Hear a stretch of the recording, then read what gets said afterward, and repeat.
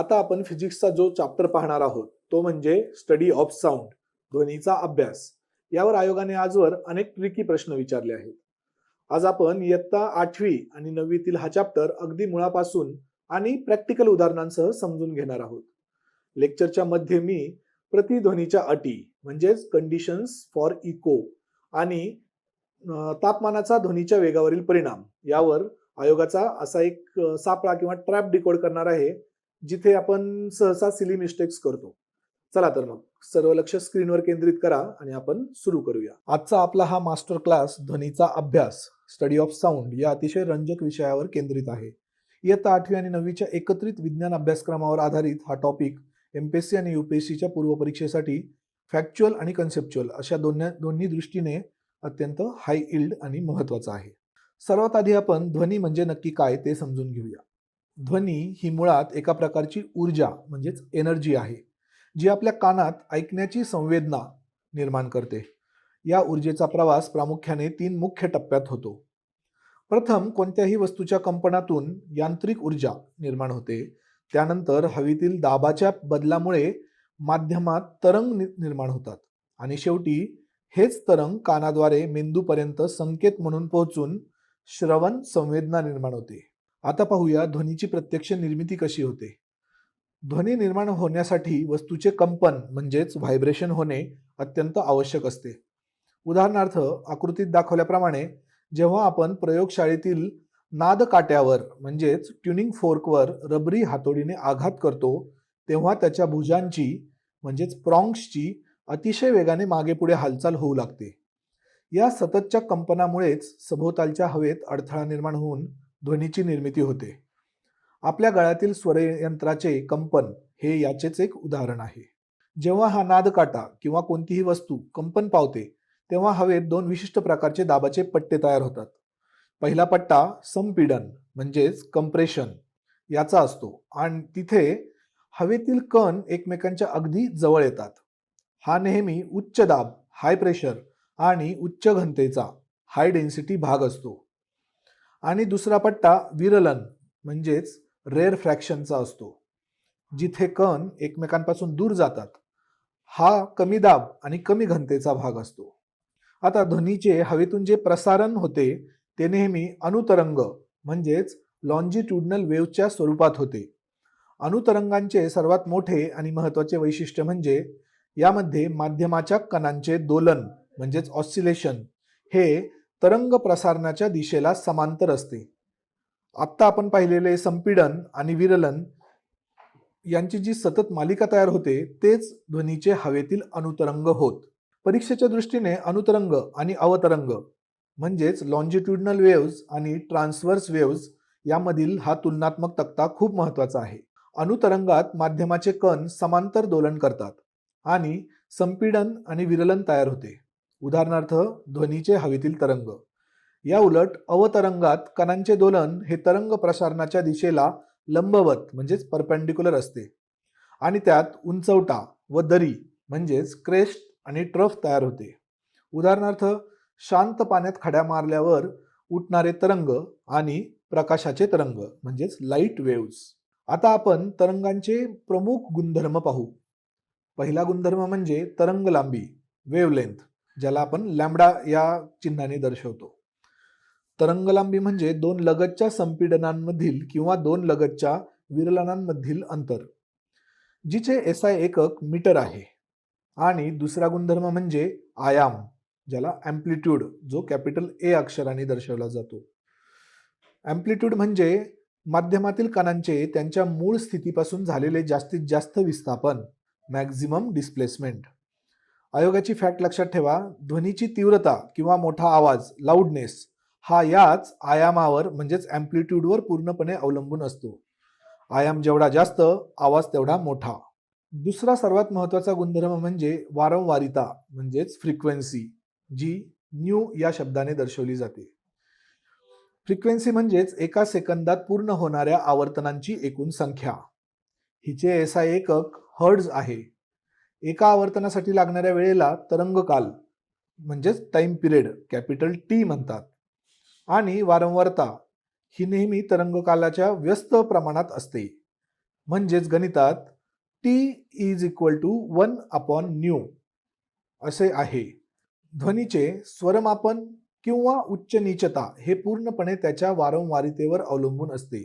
उच्च वारंवारिता म्हणजे उच्च आणि तीक्ष्ण स्वरमान, ज्याला आपण हाय पिच म्हणतो. जसे भारतीय संगीतातील सारे ग म प ध नी या 7 सुरांची वारंवारिता टप्प्याटप्प्याने वाढत जाते. 6 ची वारंवारता सर्वात कमी म्हणजेच 256 हर्ट्झ असते, तर नी या सुराची वारंवारिता सर्वात जास्त म्हणजेच 480 हर्ट्झ असते. आता इथे मी तुम्हाला आवाजाच्या या स्वरमानाचा म्हणजेच पिचचा एक जबरदस्त कन्सेप्ट सांगतो.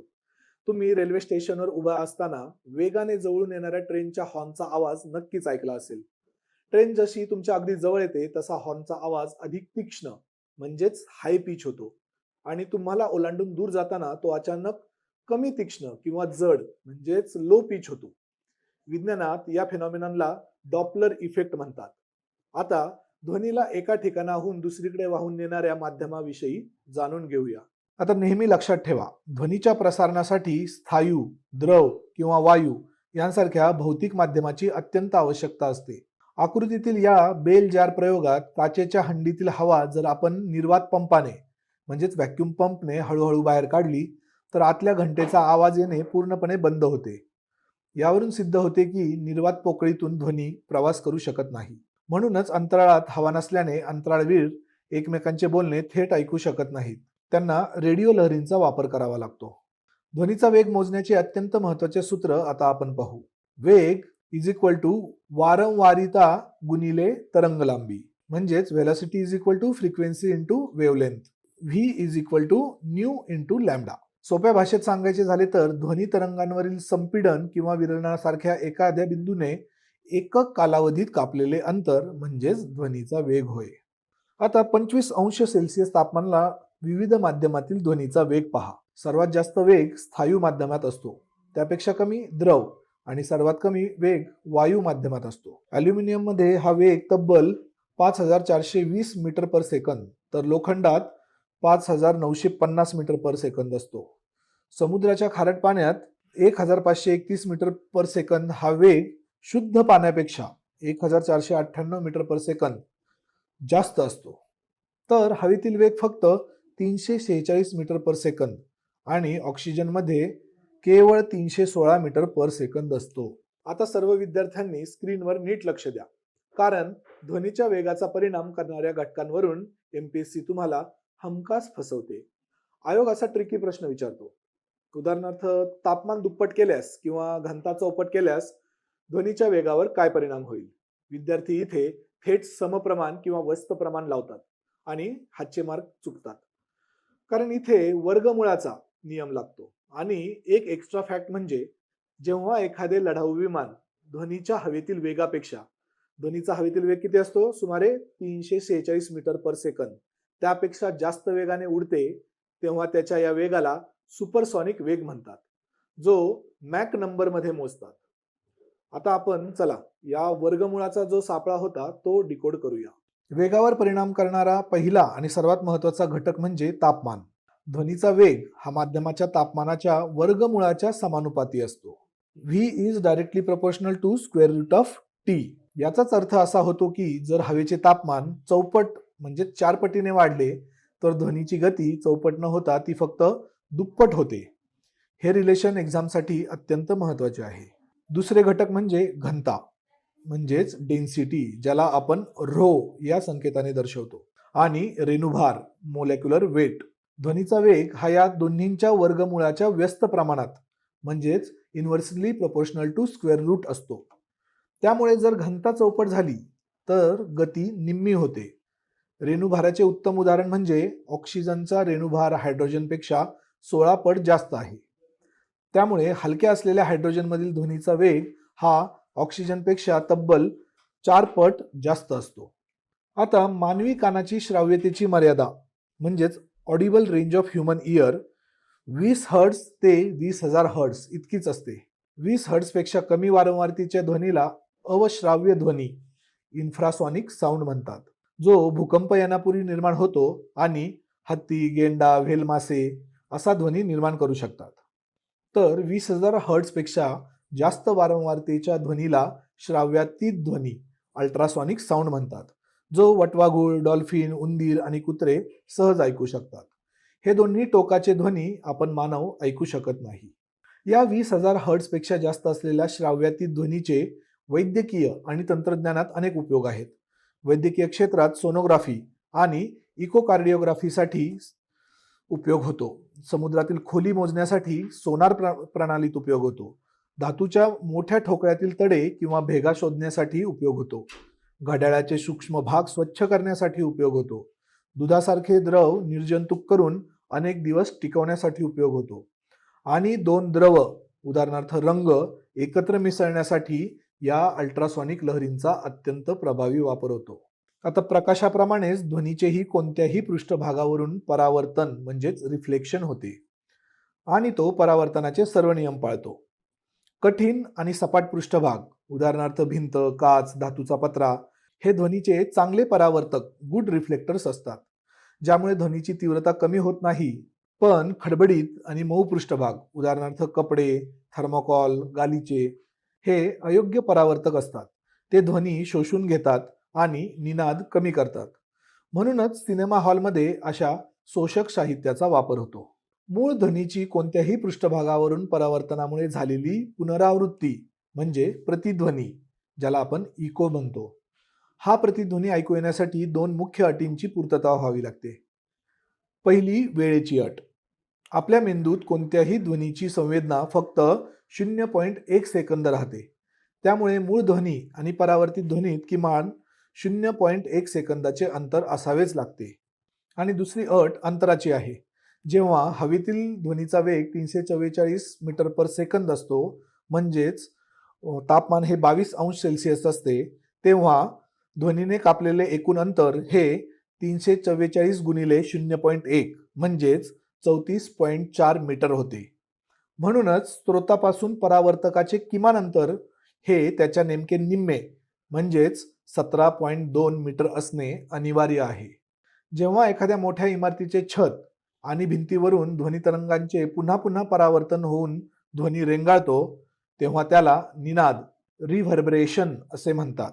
आकृतीत दाखवल्याप्रमाणे या सततच्या परावर्तनामुळे आपण दिलेले भाषण किंवा संगीत अतिशय अस्पष्ट होते. कर्नाटकातील विजापूरचा गोल घुमट हे या सतत होणाऱ्या निनादाचे अतिशय प्रसिद्ध ऐतिहासिक उदाहरण आहे. सागरी तंत्रज्ञानात वापरले जाणारे सोनार म्हणजेच साऊंड नेव्हिगेशन अँड रेंजिंग हे तंत्रज्ञान पूर्णपणे अल्ट्रासॉनिक लहरींवर चालते. यामध्ये जहाजाच्या तळाशी एक प्रक्षेपक म्हणजेच ट्रान्समीटर आणि एक ग्राहक म्हणजे रिसिव्हर बसवलेला असतो. प्रक्षेपक अल्ट्रासॉनिक लहरी समुद्राच्या तळाकडे पाठवतो आणि त्या तळावरून परावर्तित होऊन ग्राहकाकडे परत येतात. या पाठवण्या येण्याच्या वेळेवरून आपण समुद्राची खोली अचूक मोजू शकतो. तसेच पाण्याखाली लपलेल्या पाणबुड्या आणि हिमनग शोधता येतात. तर आता शेवटी आपल्या न्यूमरिकल रूलनुसार या सोनार तंत्रज्ञानाचे परीक्षेसाठी हे महत्त्वाचे उदाहरण जरूर पहा. जर समुद्राच्या पाण्यातील ध्वनीचा वेग हा 1550 मीटर पर सेकंद असेल आणि प्रतिध्वनी बरोबर 4 सेकंदांनी प्राप्त झाला, तर त्या समुद्राची खोली किती? इथे लहरीला तळापर्यंत जाऊन परत येण्यास एकूण 4 सेकंद लागले, म्हणजे एका बाजूचा वेळ फक्त 2 सेकंद आहे. अंतर इज इक्वल टू वेग गुणिले काळ. या सूत्रानुसार 1550 गुणिले 2 सेकंद केल्यास समुद्राची खोली आपल्याला अचूक 3100 मीटर मिळते. अशा प्रकारचे ट्रिकी प्रश्न नेहमी येतात. आता ही होती स्टडी ऑफ साऊंड म्हणजे ध्वनीचा अभ्यास या चॅप्टरची पूर्ण रिव्हिजन. जाता जाता तुमच्यासाठी एक महत्त्वाचा प्रश्न. आत्ताच आपण जुन्या स्लाइडमध्ये पाहिले की भूकंप म्हणजेच अर्थक्वेक येण्यापूर्वी निर्माण होणारा ध्वनी कोणत्या प्रकारचा असतो? उत्तरात कमेंटमध्ये लिहा, तो इन्फ्रासॉनिक असतो की अल्ट्रासॉनिक. मी तुम्हाला क्ल्यू दिलेलाच आहे. आणि जर तुम्हाला हे व्हिडिओज आवडत असतील तर नक्की लाईक करा, चॅनलला सबस्क्राईब करा. आपण भेटूया पुढच्या चॅप्टरमध्ये.